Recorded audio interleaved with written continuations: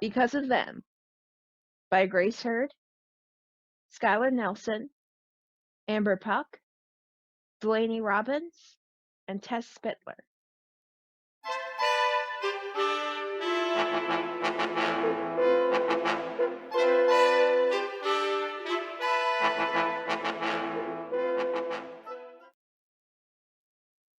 If men start with the idea that woman is an inferior being, they will write history in accordance with such views, and, whatever may be the facts, they will be interpreted to suit them.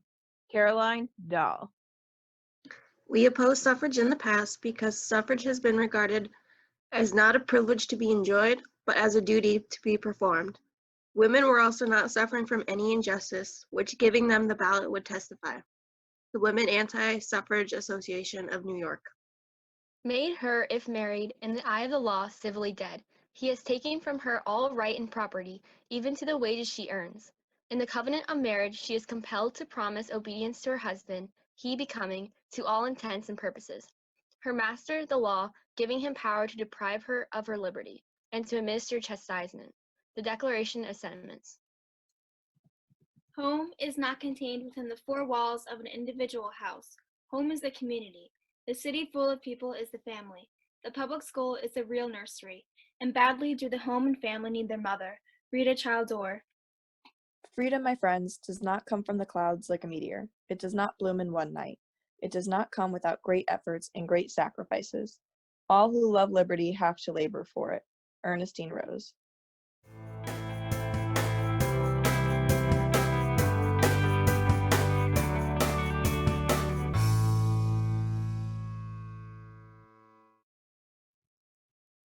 Definition of suffrage. 1. A short intercessory prayer, usually in a series. 2. A vote given in deciding a controverted question or electing a person for an office or trust. 3. The right of voting. Also, the exercise of such right. Honors 322, The Road to Suffrage, Spring 2020, course description. Celebrating the 100th anniversary of the 19th Amendment, this course is focused on the women who were pivotal players in the women's suffrage movement and the context of the historical events leading to the passage of the 19th Amendment. Our research culminated an original 30-minute dramatic work that was to be publicly presented at a campus event in March commemorating the anniversary and at the LVAIC Women and Gender Studies Conference in April. However, due to current events, we have adapted the work into a digital piece. As part of the course, we traveled to Seneca Falls, New York, the birthplace of women's rights, for 2 nights, took an in-depth tour of the National Women's History Museum, and had a writing-intensive workshop at a house on the shores of Lake Geneva. In January of 2020, a group of 5 Cedar Crest College students started Honors 322. Driven entirely by our own research and creative inspiration, we chose to imagine a world of 5 young women attending the college in the early 1900s, and how the ideas and actions of suffragists on the national stage might influence their lives. Inspired by old yearbooks from the early 1900s, we found our characters and began to write. The cast. Delaney will be portraying the intrepid Maize from Washington, D.C. Tess will be portraying the amicable Glicky. Esther, our Spitfire from New York, will be played by Skylar. Faithful Irene will be played by Grace. And Amber will play the novice Leonore. It's March of 1913 on the campus of Allentown Women's College, which was later renamed Cedar Crest College. This is while the college is still located downtown at 4th and Turner. It's been 65 years since the first Women's Rights Convention in Seneca Falls, where Elizabeth Cady Stanton presented her the Declaration of Sentiments, setting the agenda for women's activism for the next 78 years. It will be another 7 years before the passage of the 19th Amendment, finally giving women the right to vote. Pennsylvania is not a supporter of women's rights, and the argument for suffrage is not yet a personal concern for local citizens. However, nationally, the country has entered the progressive era, which included widespread social activism and political reform. Women of all classes and backgrounds have entered public life, increasing the politicization of women. Standing on the shoulders of the women before them, the suffragists increased their visibility and pressure on government officials, pushing the fight for the vote into mainstream politics. Woodrow Wilson has just been elected as President of the United States after a 5-year presidency, under William Howard Taft, where suffragists were disparaged, their efforts and demands ignored. It is not yet known what Wilson's position on the 19th Amendment will be, but undeterred, the suffragists ramp up their national campaign, holding a massive parade for women's rights the day before Wilson is to be inaugurated, demanding national attention. Our 5 Imagine students have been on a college break and are arriving back to campus.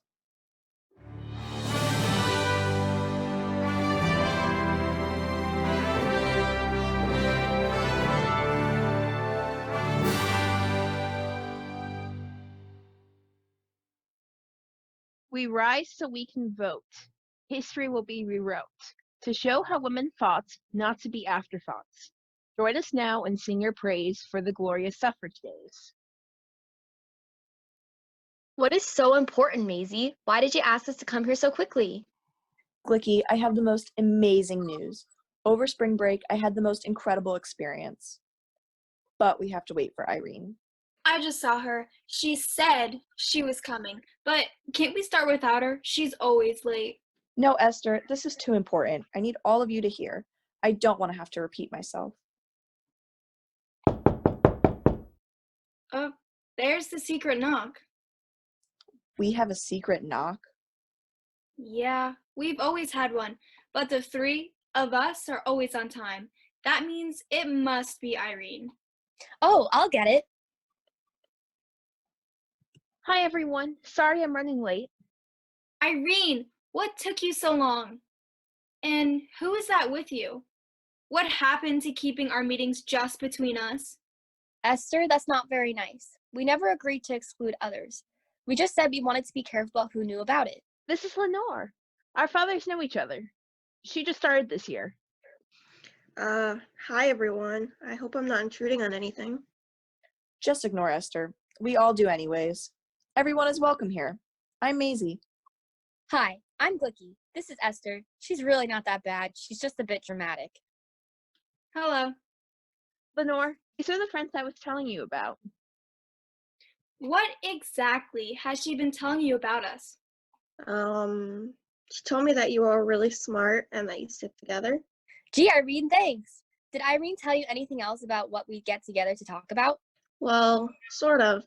She said that this was a club interested in progress for women. Well, we aren't really a club, but we are for the progress of women, specifically for women's right to vote. We meet to talk about what is going on in the world outside of Pennsylvania. You mean politics? I don't really know much about that. Shouldn't we just leave that to our fathers and the politicians? Is your father in favor of women's suffrage? Well, no, not exactly. He doesn't approve of the way those women behave. Those women are suffragists, and so are we. Girls, don't scare her away. I promised her she would be safe here. Sorry, Irene. Maize and Esther are just really passionate. We all are. Yes, Irene, we are. Where are you from, Leonore? I'm from Snecksville. My father sent me here to get an education before I get married. Education? If you call elocution, sewing, and how to support your husband and set a proper table an education. That's not all they teach us, Maisie. We study literature and botany and ancient civilizations. But they don't teach us how to be independent thinkers. Or doctors, or lawyers, like our brothers. Leonore, my father is like yours. He sent me here for the same reasons. But Maize is from Washington, D.C., and she brings us all sorts of news from letters and visits home. She's the one who first got us talking about suffrage. And Esther is from New York, and she has access to a lot more news than we can get in our newspapers around here. They're sort of our link to the outside world. My parents want me to be a good housewife as well. They sent me here to get away from the suffragists crowding the streets in the capital before I was tainted. My parents sent me here to stop me from being an actress. Like that's going to work. And they promised me a fur coat. Oh, Not here we fur go. coat again. What? I'll look great in that fur coat on opening night.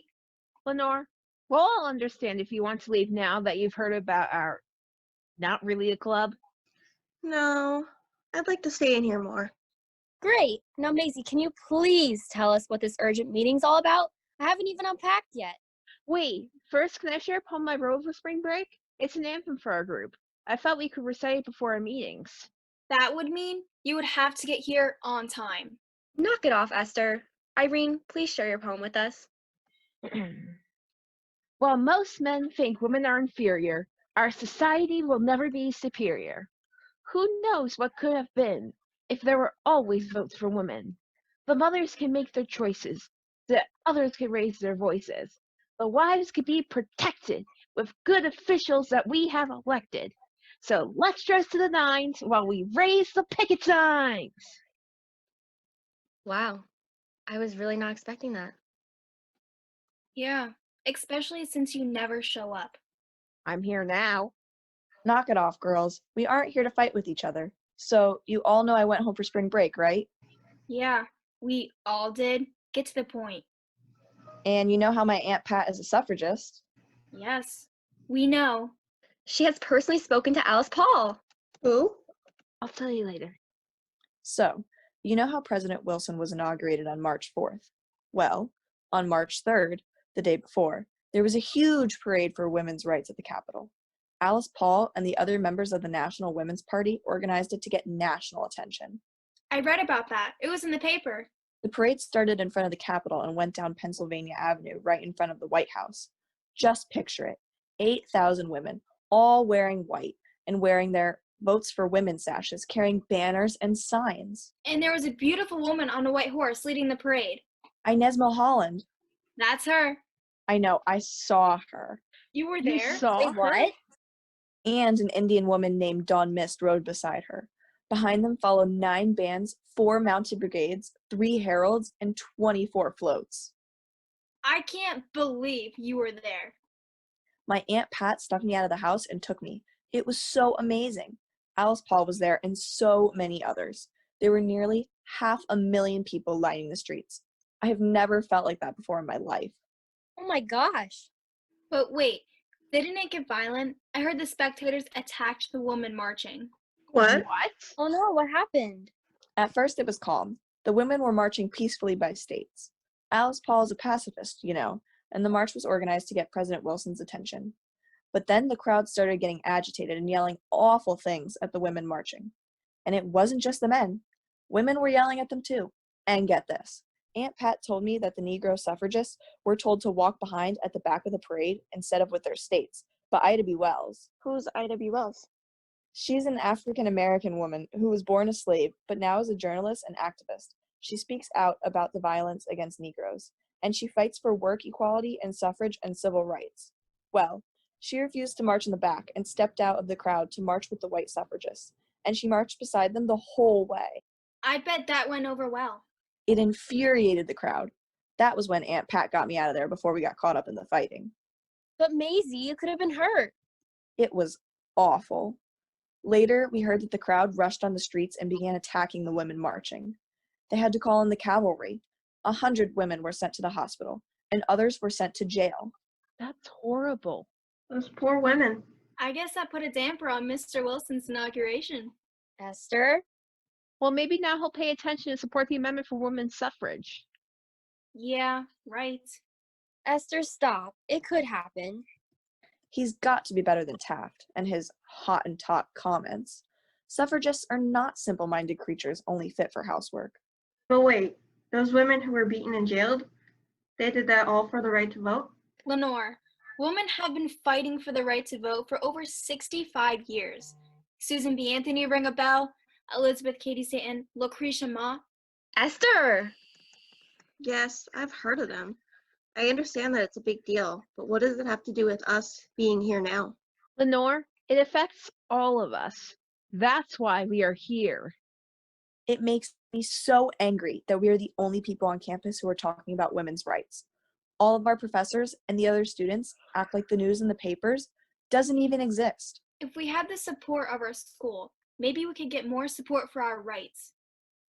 Well, what can we do? I'm tired of it just being the 4 of us. 5 now. What do you say, Leonore? Well, Oh my gosh, Maisie, I just had a crazy idea. What if we organized a march here on campus? We could start here and march through downtown. Yes. Wait, what? That's a great idea, Esther. We can make signs. And banners. And we can finally wake up the girls at the school and the people in this town and show them that we are not just good little girls. I don't know. This all seems too much. What would our parents say? We could get arrested. You're either in or out, Leonore. That's not fair, Maisie. Lenore has a point. Maybe a parade is too much.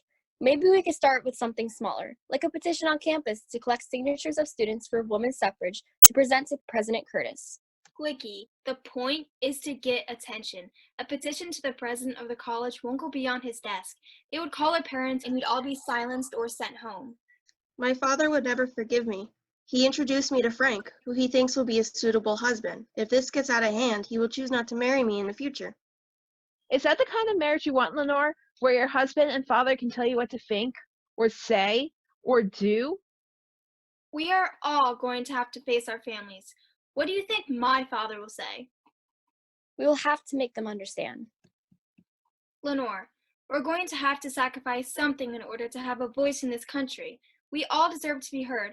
Don't you want to make a difference? But what kind of sacrifices do you mean? Well, Susan B. Anthony was jailed for illegally voting. I don't think they would put us in jail. But our families might be angry. And the president of the college might disapprove. They might even reprimand us. Like, send us home? Maybe. Some of our friends might not talk to us anymore. But still, we have to do something. But even if we do all that, there is no guarantee the amendment will pass. It has to pass, Leonore. You know that my mother made a huge sacrifice by leaving my father. I blamed her for years because he treated me as his princess, like I was a ballerina in a music box, dancing for those who want to listen, but being silenced when no longer needed. I want to educate myself, that I could be a good mother, so I could give my children what my mother couldn't give me. Sometimes it's the things we value most that we have to sacrifice for change to happen. Aren't you scared? What if it doesn't work? What would we do then? We stick together. If we all stick together and fight, we can make a difference. Even if it means giving up a fur coat. Even if it means giving up a fur coat. Like Lucy Stone once said, we won't just be showcases, begging our fathers and brothers for a new bonnet. We'd rather have their rights. We have to stand tall and lift our heads high. We will make a difference. Yes, we will. So what should we do first? Well, we need to pick a date for the march, but we will need plenty of time to plan. It's going to be a big job, and we want to do it right. We need to start by talking to President Curtis. I heard he's supportive. What if he says we can't hold a march? He might stop us from gathering on campus, but he can't stop us from marching through the city streets. We'll have to ask the mayor for permission to march in the streets. The mayor? We have the right of assembly. We should write a letter to the students about the march and ask them to join us. Yes, and our professors. I'm sure some of them will support us. The march should start outside of the president's office. Yes, and then down 4th Street and up Hamilton and end at Center Square. I think we should also try to involve the women in town, so it's not just students. Maybe we could put letters on people's doorsteps in town. We should tell the newspapers. But what if the march gets violent like the one in Washington did? This parade won't be as big as the one in Washington. Some people may not like what we have to say, but I don't think it will get out of hand. But what if it does? We stand our ground. Do we really think that the mayor and the president of the college will listen to 5 college girls? We are not just 5 girls. We are women marching for women's rights. I couldn't have said it better, Glicky. Let's say that in a few years we won the right to vote. What would you do if you had the vote, Esther? I would vote for candidates who are for equal opportunities for men and women, and I'd go back to New York and take acting lessons. Glicky? I would vote to improve education so girls could study the same things as boys and have professional careers. How about you, Irene? I want the vote because I need the opportunity my mother never had to make her life better. Maisie? I would ride a white horse up Pennsylvania Avenue to my own inauguration. What about you, Leonore? Why do you want the vote? I don't know. Maybe so I could be more than just a housewife. Maybe I can get a job and Frank could help more with the children. It would be nice to be able to share responsibilities in our future. So, does that mean you're with us? I don't think I'm ready to march yet, but I'll help with the preparations. So, when should we meet again to get started?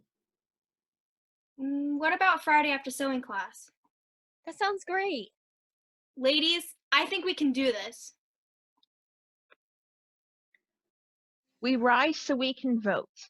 History will be rewrote to show how women fought not to be afterthoughts. Join us now and sing your praise for the glorious suffrage days.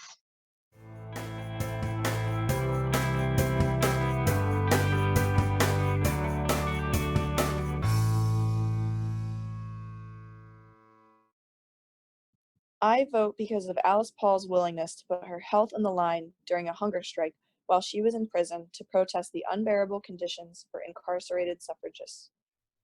I vote because Elizabeth Cady Stanton decided she wanted to be her father's son. I vote because my great-grandmother, Leah Ward Paulson, marched her way to her votes. I vote because Sojourner Truth survived slavery and went on to speak out to the nation about the evils of slavery and the rights of women. I vote because Nina Allendor's political cartoons helped shift the public's view of suffragists, offering a figure of femininity and strength. I vote because of women like Martha C. Wright and Jane C. Hunt, who attended the Seneca Falls Convention in 1848 and signed their life to suffrage with the Declaration of Sentiments. I vote because of all the unnamed women who stood up to their husbands, families, and employers, risking their lives in the pursuit of the right to vote. I vote because women were creative strategists when it came to advertising the movement. I vote because the suffragettes stood up to the anti-suffragists and believed in having the right to vote. I vote because Lucretia Mott was a radical women's rights activist, abolitionist, and religious reformer who persisted in spite of threats of physical violence against her. I vote because Susan B. Anthony voted illegally in the presidential election of 1872 to show women that they too should have the vote. I vote because women realized that gaining an education could lead to more opportunities in the workplace, rather than gaining an education to teach their children. I vote because women proved that they were not small-minded like society had thought them out to be. I vote because women wanted more than being stuck in a house forced to follow their husband's orders. I vote because women proved their sense of worth and ability to rise above in this cold-hearted world.